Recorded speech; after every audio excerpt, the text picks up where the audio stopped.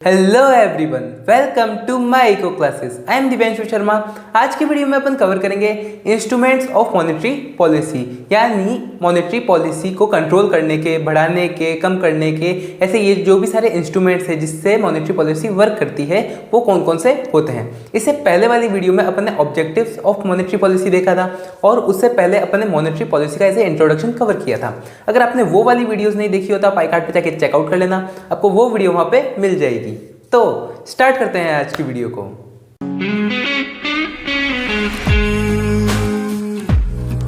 Start करते हैं अपन instruments के टाइप से, यानी मॉनेटरी पॉलिसी को कंट्रोल करने के, मॉनेटरी पॉलिसी को बढ़ाने के, कम करने के कौन कौन से इंस्ट्रूमेंट्स होते हैं। इसके दो इंस्ट्रूमेंट्स होते हैं, एक होता है क्वालिटेटिव और एक होता है क्वांटिटेटिव। तो देखो, एक है क्वांटिटेटिव, ये क्वांटिटेटिव, और एक है क्वालिटेटिव। अब क्वालिटेटिव और क्वांटिटेटिव में फ़र्क क्या है? जैसे अपन ने सेंट्रल बैंक पढ़ा था, सेंट्रल बैंक के अंदर अपन ने उसके फंक्शंस पढ़े थे, इंस्ट्रूमेंट्स ऑफ क्रेडिट कंट्रोल देखे थे। तो वो जो थे इंस्ट्रूमेंट्स वो के वही किस में है? इंस्ट्रूमेंट्स ऑफ मॉनेटरी पॉलिसी में, क्योंकि वो दोनों चीज़ें क्या करती है? मनी सप्लाई को ही चेंज करती है एक तरह से। तो इसलिए यहाँ पे भी क्या है? क्वांटिटेटिव और एक क्वालिटेटिव। क्वांटिटेटिव में अपन जानते हैं, क्वांटिटेटिव में क्वांटिटी ऑफ मनी की बात करें, इसकी क्वांटिटी ऑफ मनी की बात कर रहे हैं। क्वांटिटी ऑफ मनी मतलब अगर मार्केट में 1000 करोड़ रुपए हैं, ठीक है, जैसे मार्केट में अगर 1000 करोड़ रुपए हैं तो उसको बदल के या तो 800 करोड़ कर देना या उसको बढ़ा करके 1200 करोड़ कर देना। तो इसको कहते हैं क्वांटिटेटिव चेंजेस, यानी मनी की क्वांटिटी में चेंज होना। अगर अपन बात करते हैं क्वालिटेटिव की, तो क्वालिटेटिव में अगर मार्केट में 1000 करोड़ है, ठीक है, 1000 करोड़ तीन चीज़ों में बटे हुए हैं। जैसे एक मान लो एग्रीकल्चर सेक्टर, एक है सेकेंडरी सेक्टर और एक है टर्शरी सेक्टर। अगर एग्रीकल्चर में 400 करोड़ रुपए दे रखें और फिर सेकेंडरी में 200 करोड़ रुपए दे रखें और टर्शरी में 400 करोड़ रुपए दे रखे हैं, तो इस हिसाब से एलोकेशन कर रखा है। बट क्वांटिटेटिव चेंजेस में ये जो भी है एलोकेशन दे रखा है उसको चेंज करना है। जैसे एग्रीकल्चर में मान लो 300 करोड़ प्रोवाइड करवा दिया और इंडस्ट्री में मानो 500 करोड़ रुपए प्रोवाइड करवा दिया और टर्शरी में 200 करोड़ रुपए प्रोवाइड करवा दिया। तो ये जब चेंज हो जाता है किसमें? क्वालिटी में, यानी एलोकेशंस में चेंज हो जाता है, उसको अपन क्वालिटेटिव चेंजेस कहते हैं। समझिए इस बात को। अब अपन चलते हैं इंस्ट्रूमेंट्स पे। कौन से? एक है, सबसे पहले अपन देखने वाले हैं क्वांटिटेटिव इंस्ट्रूमेंट्स। क्वांटिटेटिव इंस्ट्रूमेंट्स अपन डेफिनेशंस वगैरह उस वीडियो में कवर कर चुके हैं जब अपन ने क्वांटिटेटिव इंस्ट्रूमेंट्स की बात करी थी। अगर आपको डिटेल में जानने हो तो आप उधर आई कार्ड पे जाके चेकआउट कर लेना, आपको वो वीडियो वहाँ पे मिल जाएगी और आप उसको डिटेल में जान सकते हैं एज विद डेफिनेशन। अभी अपन सिर्फ एज ए ओवरव्यू कवर करने वाले हैं, क्योंकि वो चीज़ अपन पहले ही कवर कर चुके हैं। तो अगर ओवरव्यू देख रहे हो तो आप यहाँ से डायरेक्ट देख सकते हो। अगर अपन बैंक रेट की बात करें तो बैंक रेट वो रेट होती है जिस पे कमर्शियल बैंक आरबीआई से पैसे लेता है, ठीक है, लोन लेता है, मतलब लोन लेता है और उसके बदले में कमर्शियल बैंक आरबीआई को क्या देता है? इंटरेस्ट देता है, इंटरेस्ट देता है। तो वो जो इंटरेस्ट देता है जिस रेट पे, उसको ही अपन क्या कहते हैं? बैंक रेट कहते हैं। समझे इस बात को। फिर अगर अपन बात करें रिजर्व रेशियो की, तो रिजर्व रेशियो दो टाइप के होते हैं। ये कौन कौन से होते हैं? एक होता है कैश रिजर्व रेशियो और एक होता है statutory liquidity ratio. Cash reserve ratio वो रेशियो जो सेंट्रल बैंक के पास रखवाया जाता है, यानी आरबीआई के पास रखवाया जाता है, ओके। और स्टैट्यूटरी लिक्विडिटी रेशियो वो रेशियो जो कमर्शियल बैंक सेल्फ के पास रखता है। किसके पास रखता है? खुद के पास रखता है, ओके। फिर अगर अपन बात करें ओपन मार्केट ऑपरेशन में, ओपन मार्केट ऑपरेशंस वो ऑपरेशंस होते हैं जिसके अंदर गवर्नमेंट सिक्योरिटी खरीदी बेची जाती है। अब इनके जरिए अपन कैसे कंट्रोल करते हैं? किसको? इन्फ्लेशन को, डिफ्लेशन को, इन सारी चीज़ों को कैसे कंट्रोल करते हैं? तो अगर मैं बात करूँ इन्फ्लेशन की अगर मैं बात करूँ तो इन्फ्लेशन कवर करने का मैं आपको सारे पॉइंट्स बताता हूँ, फिर अपन डिफ्लेशन का देखेंगे। तो इन्फ्लेशन कवर करने बैंक रेट अगर बढ़ जाती है, अगर अपन बैंक रेट बढ़ा देते हैं, अगर इन्फ्लेशन चल रहा है मार्केट में और अगर अपन बैंक रेट बढ़ा देते हैं तो क्या होगा? लोगों को लोन कम मिलेगा। तो लोन कम मिलेगा तो लोगों के हाथ में पैसा कम आएगा और पैसा कम आएगा तो लोग डिमांड कम करेंगे और डिमांड कम करेंगे तो सीधी क्या होगी? एज ए प्राइसेस कम हो जाएगी, ठीक है। कैसे होगा ये देखो, इसको हटाता हूँ मैं। अगर मार्केट में इन्फ्लेशन है तो इन्फ्लेशन कम करने के लिए क्या किया? बैंक रेट इंक्रीज कर दी। बैंक रेट इंक्रीज करने से लोन डिक्रीज हो जाएंगे, लोन डिक्रीज होंगे तो डिमांड डिक्रीज हो जाएगी, डिमांड डिक्रीज हो जाएगी तो प्राइस भी डिक्रीज हो जाएगी और एक तरह से इन्फ्लेशन कम हो जाएगी। समझे। फिर अगर अपन कैश रिजर्व रेशियो और स्टैट्यूटरी लिक्विडिटी रेशियो की बात करें, इन दोनों को एक ही मान के चलता हूँ मैं यहाँ पे।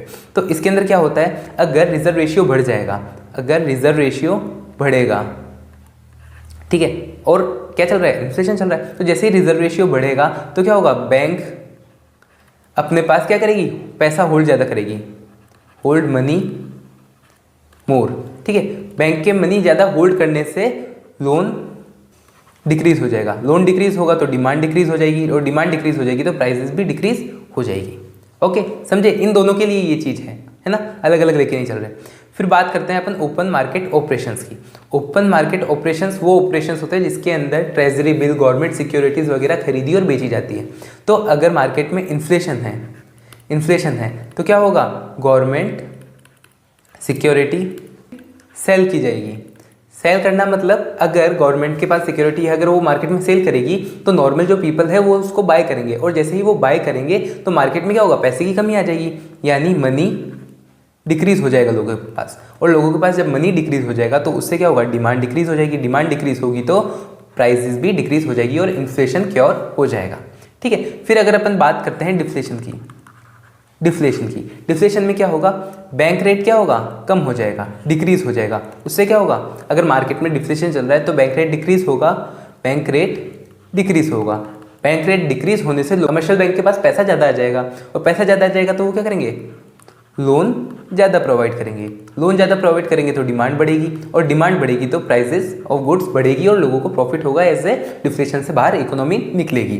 फिर रिजर्व रेशियो की अगर बात करें तो रिजर्व रेशियो क्या करेंगे, डिक्रीज करेंगे। रिजर्व रेशियो डिक्रीज करने के लिए बैंक होल्ड मनी लेस, कम होल्ड कर पाएंगे मनी को, मतलब जो उनको सिक्योरिटी रखनी होगी वो थोड़ी कम रखी जाएगी, और जब सिक्योरिटी कम रखी जाएगी तो उससे क्या होगा, वो लैंड ज़्यादा कर सकते हैं, यानी लोन ज़्यादा दे सकते हैं। लोन ज़्यादा देंगे तो डिमांड बढ़ जाएगी, और डिमांड बढ़ जाएगी तो प्राइसेस भी बढ़ जाएगी, तो लोगों को प्रॉफिट ज़्यादा होगा, यानी प्रोड्यूसर्स को प्रॉफिट ज़्यादा होगा। और सेम बात इसके लिए भी ओपन मार्केट ऑपरेशंस की, अगर डिफ्लेशन चल रहा होगा तो गवर्नमेंट सिक्योरिटी बाय की जाएगी, बाय करेंगे। बाय करने से क्या होगा, लोगों से जब अपन सिक्योरिटीज़ लेंगे, यानी लोगों से जब गवर्नमेंट सिक्योरिटीज़ खरीदेगी तो उनको बदले में पैसे देगी, और पैसे के साथ साथ उसको इंटरेस्ट भी देगी, ठीक है, जो गवर्नमेंट सिक्योरिटीज़ के बदले मिलता है। तो जब पैसा उनके पास ज़्यादा आएगा तो वो क्या करेंगे, उनके पास मनी इंक्रीज़ हो जाएगा, और इन मनी इंक्रीज़ होने से डिमांड इंक्रीज़ हो जाएगी, और डिमांड इंक्रीज से प्राइसेस भी इंक्रीज़ हो जाएगी।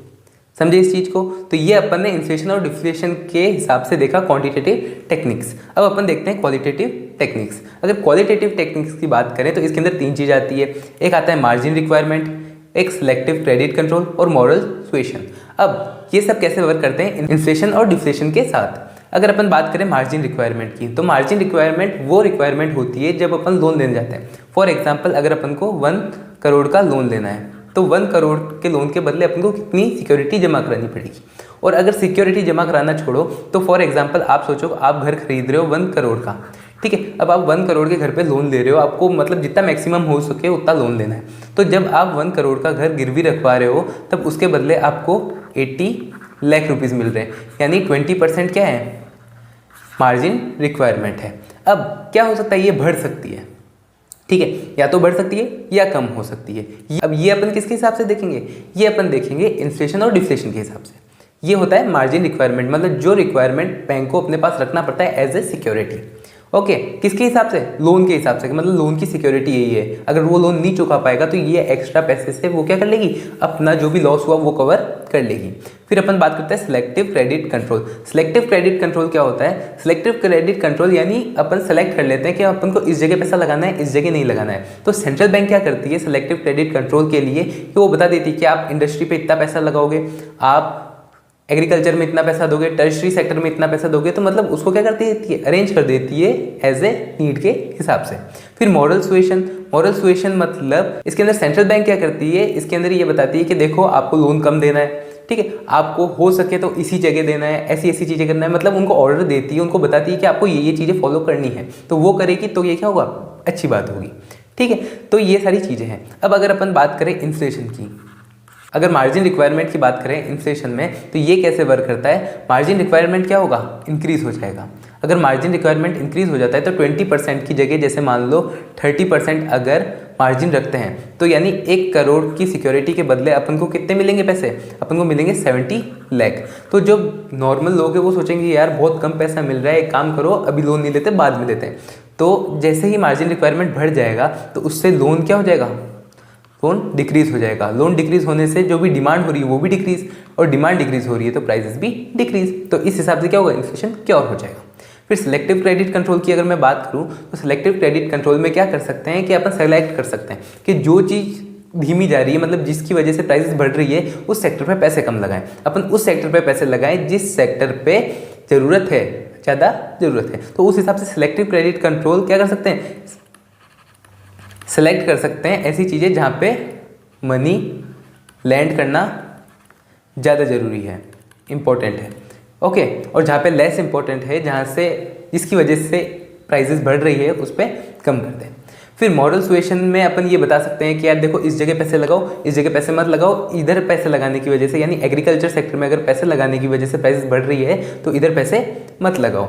या तो अगर ऐसा हो रहा है कि कोई आपदा आ गई है, कोई दिक्कत आ गई है जहाँ पे पैसे लगाने की ज़रूरत है और पैसे नहीं लगा पा रहे, उसकी वजह से क्या हो रही है, प्राइस बढ़ रही है। जैसे एग्रीकल्चर में मानो कि सुनामी आ गई या फिर सारी फसल खराब हो गई, तो ऐसी चीज़ों की वजह से क्या होगी, प्राइस बढ़ जाएगी। तो पैसा वैसी जगह लगाओ जहाँ पे वो लगाने से प्राइसेस कम हो जाए। ये सारी चीज़ें किसमें आती है, मॉडल सुएशन और सिलेक्टिव क्रेडिट कंट्रोल में आ जाती है। तो इस हिसाब से अपन देख सकते हैं। और फिर अगर अपन बात करें डिफ्लेशन की अगर बात करें तो डिफ्लेशन में क्या होगा, डिफ्लेशन में मार्जिन रिक्वायरमेंट कम हो जाएगा। मार्जिन रिक्वायरमेंट कम हो जाएगा, जैसे मान लो अगर यहाँ पे 20% था तो इसको करके 5% कर दिया, ठीक है। या आप 5% आपकी सिक्योरिटी हम रखेंगे, बाकी आपको सारा पैसा दे देंगे। यानी 1 करोड़ का लोन, 1 करोड़ की अगर ज़मीन दी है या फिर घर अपन ने गिरवी रखा है तो उसके बदले अपन को 95 लाख मिल जाएगा। तो लोग सोचेंगे यार बहुत कम रख रहे हैं ये, तो एक काम करो अपन लोन ले लेते हैं और दूसरी चीज़ों की डिमांड करते हैं। तो इस वजह से क्या होगा, लोन बढ़ जाएगा। लोन बढ़ने से डिमांड बढ़ जाएगी और डिमांड बढ़ने से प्राइसेस भी बढ़ जाएगी। ये कब काम करता है, एज ए डिफ्लेशन में काम करता है। और सेलेक्टिव क्रेडिट कंट्रोल में भी यही चीज़ होता है कि जहाँ की प्राइसेस कम है, जिस इंडस्ट्री को फ़ायदा नहीं हो रहा है उस इंडस्ट्री को फ़ायदा करवाना, या तो इन्वेस्टमेंट देखे या फिर अलग अलग चीज़ें करके। इसके अंदर एक सिंगल चीज़ नहीं आती कि अपन क्या करें, पैसा लगाएं या कम करें। ऐसा अलग अलग चीज़ें आती है अलग अलग सिचुएशन के हिसाब से, कि अगर सिचुएशन ऐसी होगी कि जहाँ पे पैसा लगा के चीज़ ठीक हो रही है तो वहाँ पे पैसा लगाया जाएगा, वहाँ पे लोन दिया जाएगा। और सिचुएशन ऐसी है कि जहाँ पे ज़्यादा पैसा है वहाँ से पैसा निकाला भी जा सकता है, ठीक है। तो ये सारी चीज़ें अपनी आती हैं। तो आज की वीडियो में अपन ने देख लिया instruments of monetary policy, quantitative और क्वालिटेटिव इंस्ट्रूमेंट्स अपन ने देख लिए हैं। तो होप आपको ये वीडियो समझ में आई होगी, अच्छी लगी होगी। अगर आपको ये वीडियो समझ में आई हो, अच्छी लगी हो तो वीडियो को लाइक कर देना, चैनल को सब्सक्राइब कर देना। कोई भी डाउट हो, क्वेश्चन हो तो आप कमेंट बॉक्स में इजीली पूछ सकते हैं। अपन मिलेंगे नेक्स्ट वीडियो में। Thanks for watching.